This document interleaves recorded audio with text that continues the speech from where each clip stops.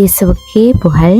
இயேசுவில் பிரியமானவர்களே, இன்று நம் ஆண்டவர் எரேமியா 42 அதிகாரம் 6 வசனத்தினூடாக இவ்வாறு நம்மோடு பேசுகின்றார். எம் கடவுளாகிய ஆண்டவரின் குரலுக்கு நாங்கள் செவிசாய்க்கும் பொழுது எங்களுக்கு நன்மையே விளையும். ஒவ்வொரு புதிய காலையும் இறைவன் நமக்கு தரும் ஒரு புதிய வாய்ப்பு.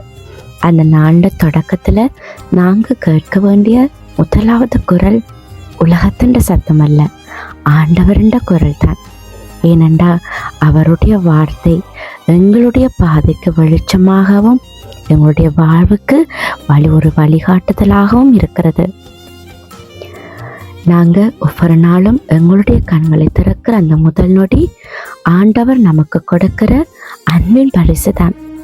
அந்த நாளை எப்படி தொடங்குகிறோம் என்றது தான் பல நேரங்களில் இன்றைக்கு எங்களுடைய கேள்வியாக இருக்கிறது. நாங்கள் அந்த நாளை தொடங்குறது அந்த நாளோட பயணத்தையே தீர்மானிக்கிறது. என்ற வார்த்தை நம்மை அமைதியாக நிற்கலைக்கிறது. என்னுடைய குரலை கேள், நான் உன்னை நடத்துகிறேன் என்ற ஆண்டவர் அன்போடு ஒவ்வொருவரையும் அழைக்கிறார். உலகம் பல குரல்களால் எங்களுடைய மனத்தை குழப்புறது. பயம் ஒரு குரலாக பேசுகிறது, அவசரம் ஒரு குரலாக பேசுகிறது, மனுஷருடைய கருத்துக்களும் ஒரு குரலாக ஒலிக்கிறது. ஆனால் இவற்றையெல்லாம் தாண்டி நம் ஆன்மாவுக்கு அமைதியை தரும் ஒரே குரல் ஆண்டவருடைய குரல் தான். அவருடைய குரலை கேட்பது வெறும் காதுகளால் கேட்கிறதல்ல, நம்பிக்கையோடு கீழ்ப்படிவது தான். சில நேரங்களில் அவர் நம்மை காத்திருக்க சொல்லுவார், சில நேரங்களில் விட்டுவிட சொல்லுவார், சில நேரங்களில் புதிய பாதையில் நடக்க அழைப்பார்.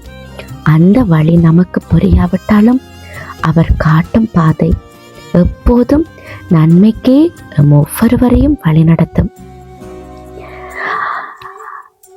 நாங்கள் ஆண்டவரில் முழு நம்பிக்கையுடன் நிச்சயமாக அவர் எங்கள் ஒவ்வொருவருடைய வாழ்க்கையை மாற்றுவார். நாங்கள் ஆண்டவருடைய வார்த்தையை வாசித்து ஜெபத்தில் சிறிது நேரம் செலவிடும் போது அவர் எங்களுடைய மனத்தை அமைதிப்படுத்தி சரியான முடிவுகளை எடுக்க ஞானத்தை அவர் நிச்சயமாக எங்களுக்கு வழங்குவார். இன்றைக்கு எங்களுடைய வாழ்க்கையில் எத்தனை கேள்விகள் இருந்தாலும் சரி, ஒரு உண்மையை மட்டும் உறுதியாக பற்றி கொள்ளவும். ஆண்டவர் நம்மை ஒருபோதும் தவறான பாதையில் நடத்த மாட்டார்.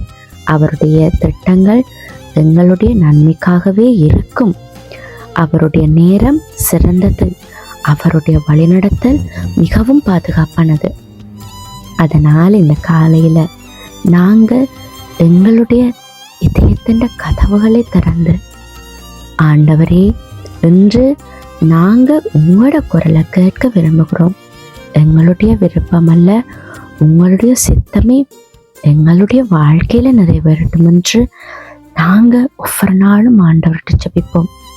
அப்போது அவர் எங்களுடைய அடிகளை உறுதிப்படுத்தி எங்களுடைய வாழ்வை தன்னுடைய சமாதானத்தால் முழுவதுமாக நிரப்புவார். அவருடைய குரலுக்கு செவிசாய்க்கிற இதயம் அவருடைய நன்மையை நிச்சயமாக அனுபவிக்கும். கண்களை மூடி ஆண்டவர்கிட்ட ஒப்பு கொடுப்போமா? அப்பா தகப்பனே, இந்த புதிய நாளை நீங்கள் எங்களுக்கு தந்ததுக்காக உங்களுக்கு நன்றி அப்பா. நாங்கள் உங்களோட வழியில் நடக்கும்போது எல்லா சூழ்நிலைகளும் உடனே மாறாவிட்டாலும், ஆனால் நிச்சயமாக நீங்கள் அந்த சூழ்நிலையிலிருந்து எங்களை தாங்கி சமாதானமும் நன்மையும் நிறைந்த பாதையினூடாக நடத்துவீங்க என்றதை நாங்கள் முழுவதுமாக நம்புகிறோம்.